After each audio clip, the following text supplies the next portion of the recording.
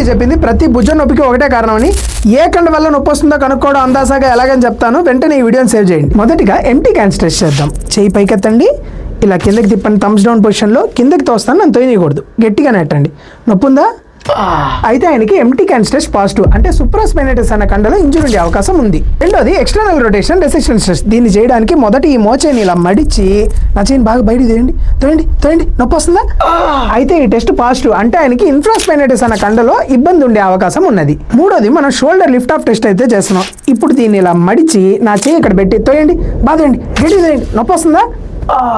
అయితే సబ్స్కాపులారిస్ అన్న కండలో ఇంజురీ ఉన్నట్టే. ఆఖరి టెస్ట్ చేయడానికి భుజాన్ని ఇలా తీసుకొని వెళ్ళి ఇలా తిప్పి నేను ఇప్పుడు ముందరికి దోస్తాను, మీరు వెనక్కి నెట్టాలి, సరేనా? స్టార్ట్ చేయండి, నెట్టండి. నొప్పి వస్తుందా? అయితే ఈయనకి టీరిస్ మైనర్ అనే కండలో ఇంజురీ అయిన అవకాశం అయితే ఉన్నది. మీకు భుజం నొప్పి ఉందా? అయితే కింద నొప్పిని కమెంట్ చేసి మీకు తెలిసిన వాళ్ళకి షేర్ చేయండి. మొబిలిటీ ఫిజియోథెరపీని ఫాలో అవడం మాత్రం అస్సలు మర్చిపోమాకండి.